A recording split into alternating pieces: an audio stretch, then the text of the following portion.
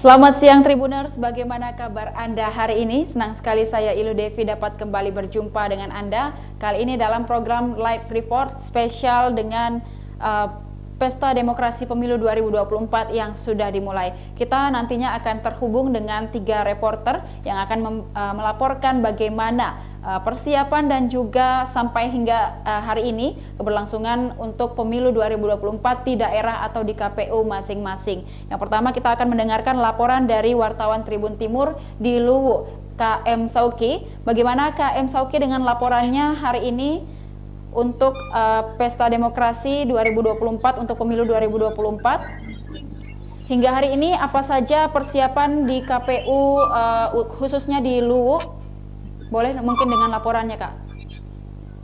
Ya, terima kasih rekan Ilu. Sampai hari ini di hari keempat, KPU Luwu masih bersiap untuk menerima pendaftar bacalek dari parpol yang ada. Namun hingga saat ini di hari keempat belum ada tanda-tanda dari bacalek atau parpol yang ingin mendaftarkan dirinya.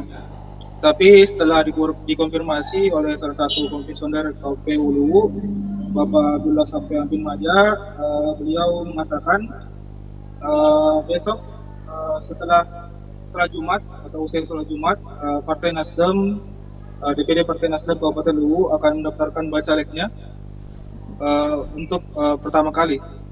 Jadi Nasdem menjadi partai pertama yang akan mendaftar di KPU Luwu. Setelah itu, setelah konfirmasi dari DPD Nasdem di tanggal 8 juga dari Partai PKS juga telah mengonfirmasi KPU Luwu akan mulai mendaftarkan bacaleknya yaitu di tanggal 8. Begitu, Ilu. Baik, untuk kelengkapan berkas yang harus dilengkapi oleh peserta, apakah hingga saat ini sudah ada informasi apa-apa saja berkas yang harus mereka lengkapi begitu? Untuk berkasnya dari informasi yang saya dapat dari KPU Luwu, ada beberapa berkas yang memang harus diperhatikan oleh bacalek seperti soal KTP elektronik dan surat keterangan sehat, surat keterangan bebas narkoba, masih ada juga tentang administrasi ijazah mereka, tapi itulah yang akan nanti menjadi nama mereka di kartu surat suara telat, begitu Yul. Baik, untuk beberapa partai atau partai-partai mendaftarkan diri mereka, sudah ada informasi kah kapan akan mereka mendaftarkan? Sampai hari ini yang saya dapatkan, informasi yang saya dapatkan itu baru ada 3 partai. Satu partai itu besok, Partai Nasdem, setelah sholat Jumat mereka akan mendaftarkan bacaleknya. Jadi Nasdem menjadi partai pertama yang mendaftar di KPU Luwu. Kemudian informasi yang saya dapatkan juga di tanggal 7 itu ada Partai Demokrat. Namun hingga saat ini karena masih terkendala menunjukkan PLT ketua setelah mendiang Syukur Bijak itu meninggal, jadi masih menunggu SK PLT yang dikeluarkan oleh DPP Pusat dan Pusat. Namun setelah saya konfirmasi di pengurus Demokrat Sulawesi Selatan, beliau menjanjikan untuk hari ini SK tersebut akan keluar. Tapi masih menunggu Ketua Demokrat Sel Pak Nimatullah untuk menunjuk siapa menjadi PLT ketua setelah mendiang Syukur meninggal. Gitu. Baik, ini nampaknya masih banyak atau ada beberapa partai yang belum juga muncul begitu untuk mendaftarkan diri. Dan Kak Sauki mungkin boleh diinformasikan juga, nampaknya akan ada partai yang mendaftar di last minute atau mungkin pada saat mepet waktu nih baru mendaftarkan. Informasinya sudah adakah seperti itu? Ya, menurut pengalaman dari KPU Luwu, Pak Sape, di tahun sebelumnya memang kebanyakan partai itu mendaftar di H-4 penutupan pendaftaran bacalek. Jadi KPU memprediksi di H-4 itu akan terjadi penumpukan pendaftaran dari bacalek dari parpol. Begitu Ibu. Baik, kita melihat bahwa memang partai yang masih banyak belum mendaftarkan ke KPU juga. Kemudian kalau melihat persiapan dari masing-masing partai mungkin atau sebagian besar partai yang sudah dapat dipantau hingga saat ini, bagaimana persiapan mereka? Sejauh ini persiapan mereka itu sudah mungkin sudah 80%, mendekati 90% untuk DPD Nasdem sudah melakukan rapat koordinasi di Pindrang kalau tidak salah. Mereka sudah menentukan siapa bacaleknya yang akan didaftarkan di setiap dapil, karena terjadi perubahan dapil di Kabupaten Luwu dari 4 dapil menjadi 8 dapil. Jadi itu menjadi perhatian khusus oleh DPD Nasdem Kabupaten Luwu. Selain itu juga ada aturan terkait 30% kuota perempuan. Ya. Gitu. Baik, ini 40% kuota untuk perempuan, apakah juga sudah cukup dipenuhi begitu untuk kuotanya, atau masih sedikit begitu untuk yang perempuan ini, atau kuota perempuan 40%?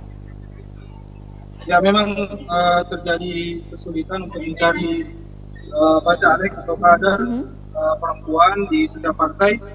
Namun setelah saya lihat sampai saat ini hanya beberapa partai saja yang mendapat kesulitan tersebut. Misalnya Partai Perindo, saat ini Partai Perindo Kabupaten Luwu setelah terkonfirmasi kemarin masih melakukan penyeleksian internal terkait bacalek perempuan siapa yang akan mereka dorong untuk maju di DPD Luwu Kelak. Gitu. Baik, ini kalau kita melihat juga bahwa KPU ini menetapkan masa kampanye dari tanggal 28 November nanti sampai pada tanggal 10 Februari 2024. Tapi apakah di Luwu sendiri sudah mulai terlihat euforia dari beberapa partai dan bacalek untuk kampanye tipis-tipis begitu, atau seperti apa, Kak Sauki? Ya, sampai saat ini euforia belum ada untuk seperti spanduk-spanduk atau mungkin baliho dari bacalek itu belum terlihat. Hanya saja sampai saat ini masih kosong. Tapi untuk beberapa hari ini beberapa kantor partai di Kabupaten Luwu itu terus aktif dan terbuka hingga sore hari. Begitu loh. Baik, terima kasih Kak Sauki atas laporannya dari Luwu. Kita juga akan tunggu update informasi di selanjutnya atau hari-hari berikutnya nanti ketika hingga nantinya pemilu berlangsung di 2024 mendatang. Terima kasih Kak Sauki. Kita pemirsa Tribuners, kita beralih ke liputan atau laporan reporter kita yang kedua dari Jeneponto. Ada Kak Agung Putra, wartawan Tribun Timur dari Jeneponto, melaporkan terkait bagaimana kondisi pesta demokrasi di Jeneponto hari ini. Selamat siang Kak Agung.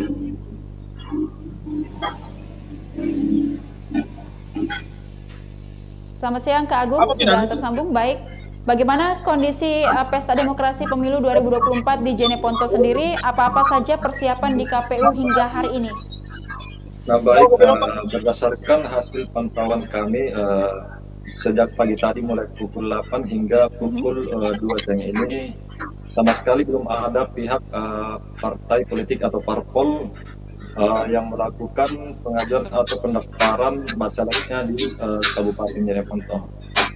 Nah saat ini telah ada di hadapan kita, yakni Bapak Mustari selaku Komisioner Hukum untuk lebih menjelaskan secara dalam terkait persiapan atau pendaftaran bacalek 2024 mendatang.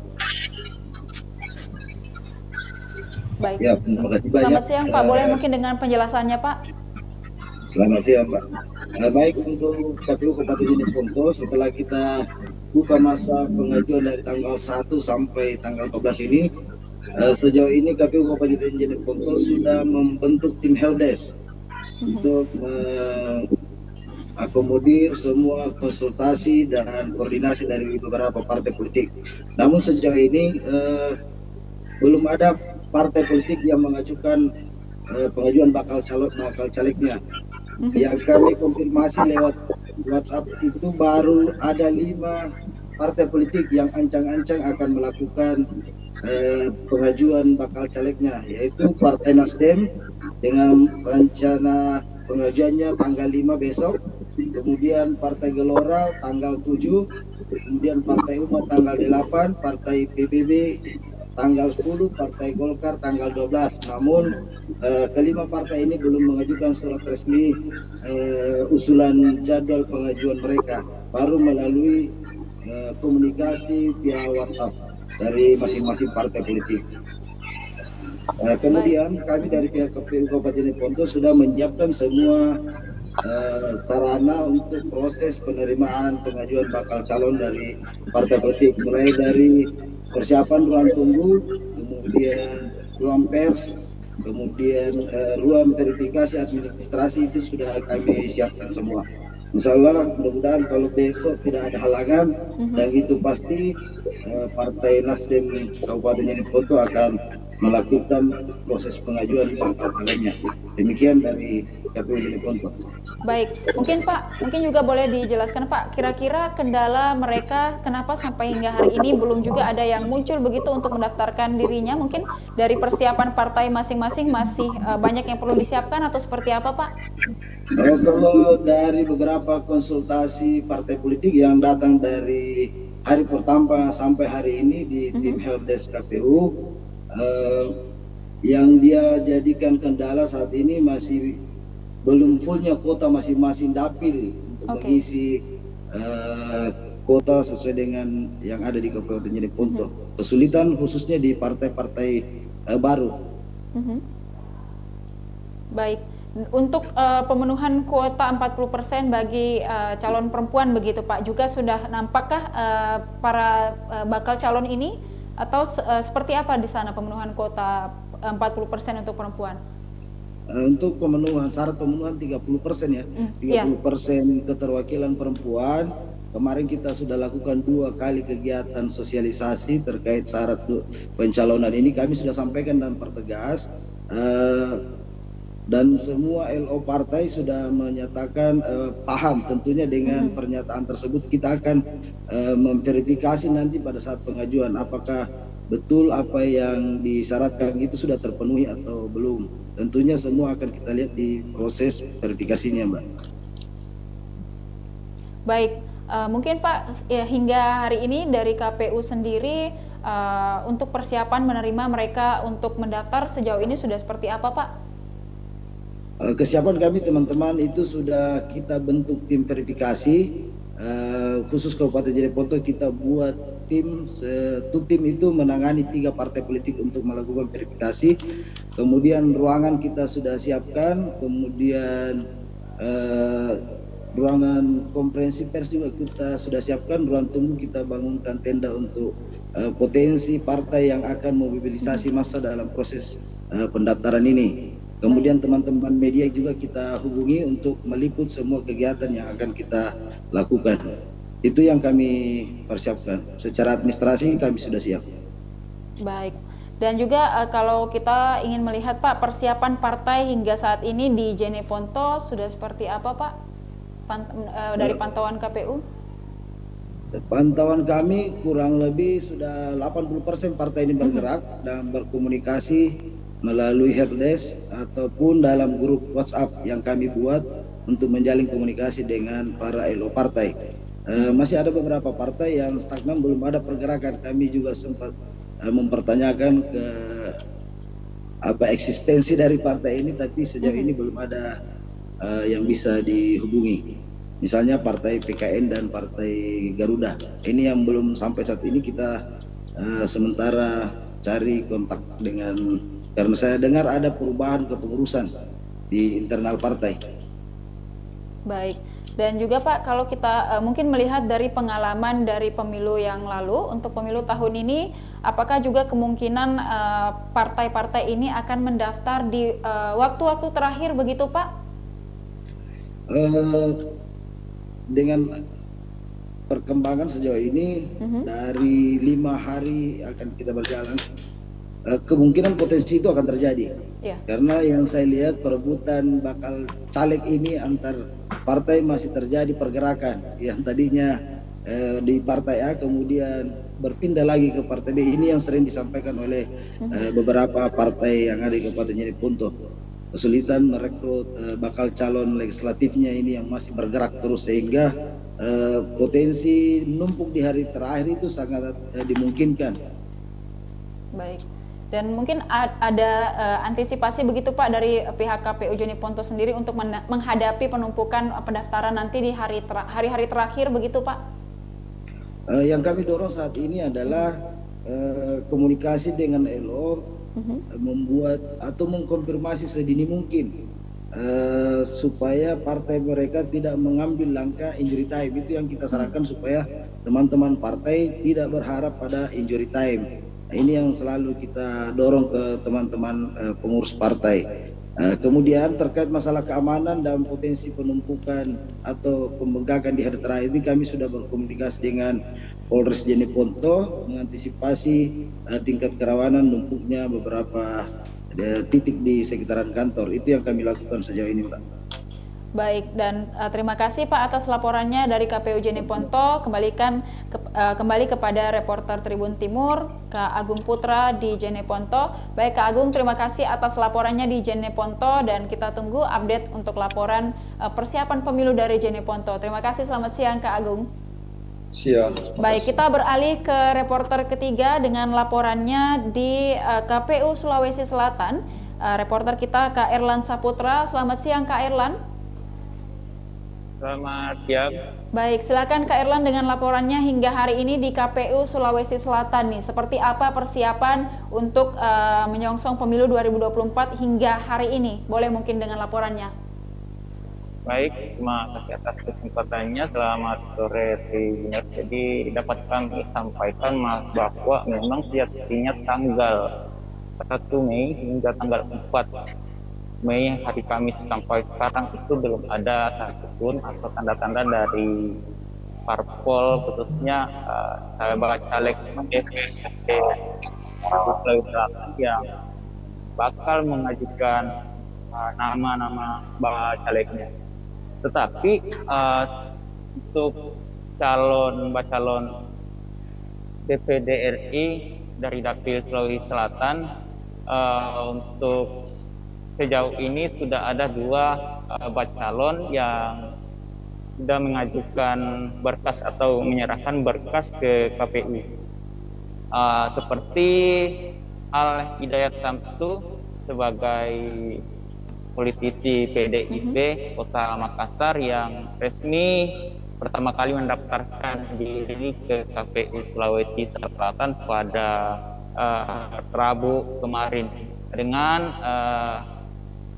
menyerahkan atau KPU sendiri memeriksa langsung dokumen utuh maupun yang ada di sistem layanan pencalonan atau sipol yang diperiksa langsung oleh KPU, dan KPU sendiri sudah menerima berkas dari Al Hidayat Samsu. Kemudian di hari keempat ini, tepatnya pukul 11 siang tadi atau pagi tadi, giliran dari saudara kandung Nurdin Halik telah mendaftarkan diri ke KPU. Billy tadi itu didampingi langsung oleh kakak kandungnya, yakni Kadir Halik, yang sekaligus sebagai ketua harian DPD Golkar Sulsel. Seperti itu. Baik, mungkin boleh diinformasikan juga mungkin kendala dari masing-masing partai hingga saat ini masih belum banyak yang mendaftarkan diri mereka, dan juga mungkin persiapan dari masing-masing partai hingga saat ini sudah sejauh mana? Baik, jadi ada beberapa parpol sebenarnya yang sudah berencana mengatur waktu untuk mendaftarkan calegnya ke KPU, seperti dari DPW P3 Sulsel yang rencananya bakal menyerahkan berkas atau nama-nama calegnya ke KPU pada tanggal 8 Mei mendatang. Kemudian juga ada partai PKB yang bakal menyerahkan nama-nama calegnya ke KPU pada tanggal 10. Pun demikian dengan Partai Hanura itu tanggal 10. Jadi bersamaan Hanura dengan Partai PKB. Untuk P3 Sulsel sendiri direncanakan ini akan serentak se-Indonesia, akan menyerahkan daftar nama-nama calegnya ke KPU masing-masing ya, baik itu tingkat nasional maupun tingkat daerah. Baik. Mungkin sudah ada informasi juga Kak dari Parpol Golkar, Gerindra, Demokrat, Nasdem, PDIP, dan PKS mungkin untuk kapan mereka akan mendaftarkan dirinya? Baik, jadi seperti yang kami konfirmasi kemarin ke Golkar Sulsel, bahwa sejauh ini belum ada tanda-tanda untuk menyerahkan nama-nama bacaleknya ke KPU. Pun demikian dengan beberapa Golkar di daerah seperti di Kabupaten Nreksa sendiri, kami juga mencoba mengkonfirmasi, namun katanya menunggu keputusan dari DPP untuk kapan jadwal untuk menyerahkan nama-nama bacaleknya ke KPU. Baik, untuk saat ini persiapan dari masing-masing partai, kalau setelah dari pantauan di sana, mungkin apakah sudah berapa persen mungkin dari masing-masing partai untuk akhirnya kemudian siap mendaftarkan hingga saat ini? Oke, salah satunya itu adalah Partai PKB yang saat ini sedang menjalani interview untuk caleg potensial yang akan didaftarkan di KPU. Seperti yang dikatakan oleh Ketua Wapilu PKB, Samsu Rizal atau Deng Ical, bahwasanya tanggal 10 itu nantinya akan menyerahkan nama-nama bacaleknya ke KPU, dan sejauh ini masih melakukan penjaringan terhadap atau seleksi terhadap 142 bacalek yang nantinya diuji dan didaftarkan ke KPU, seperti itu ya. Baik, mungkin sama dengan di lokasi lain atau di daerah lain, Kak Erlan, mungkin apakah juga ada potensi untuk bagaimana nanti mungkin KPU Sulsel menerima pendaftaran di hari-hari terakhir begitu nantinya penutupan pendaftaran? Oke, baik. Jadi tadi kami coba mengkonfirmasi ke salah satu komisioner KPU Sulsel, dalam hal ini koordinator Divisi Teknis Penyelenggaraan Asram Jaya, bahwa memang pelajar dari pemilu-pemilu sebelumnya itu biasanya itu parpol akan menyerahkan daftar bacalek ke KPU di hari-hari terakhir, dan KPU juga menekankan bahwa dianjurkan kepada masing-masing parpol apabila mengunjungi kantor KPU agar secepat mungkin mengkoordinasikan ke KPU, karena KPU juga bakal menyiapkan hal yang bisa disiapkan ketika semua partai atau sejumlah partai yang akan mendaftarkan bacaleknya ke KPU, seperti itu.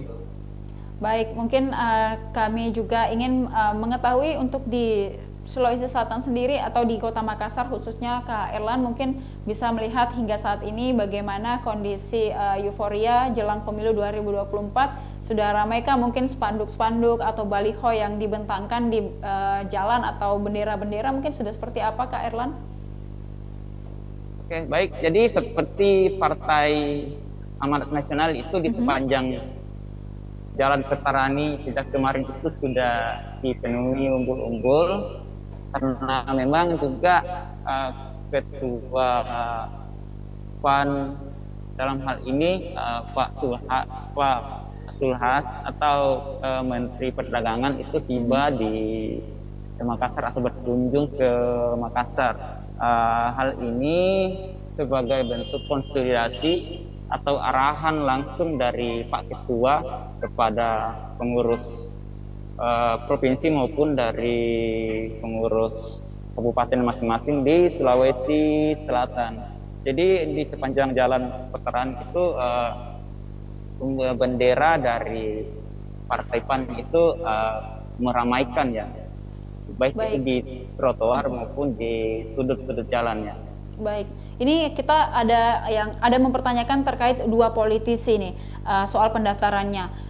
Apakah dari PDIP Al-Hidayah dan Waris Halid dari Golkar, apakah memang mereka sudah mundur dari partai atau seperti apa informasi hingga hari ini, Kak Erlan? Oke, jadi kemarin itu kami sempat mendatangi langsung kantor P3.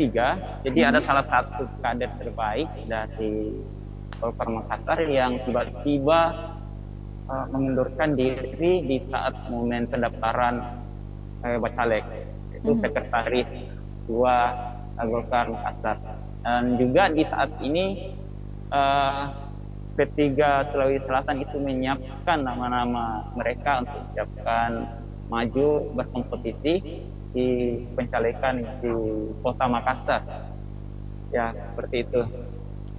Baik, terima kasih. Baik. Mungkin terima kasih atas informasi yang disampaikan Kak Erlan pada hari ini dari KPU Sulsel dan juga di Kota Makassar. Kita akan tunggu update berikutnya terkait bagaimana penyelenggaraan pemilu di 2024 di masing-masing daerah di Sulawesi Selatan. Untuk itu saya Ilu Devi dan seluruh kru yang bertugas pamit undur diri. Terima kasih dan sampai jumpa pada live report berikutnya.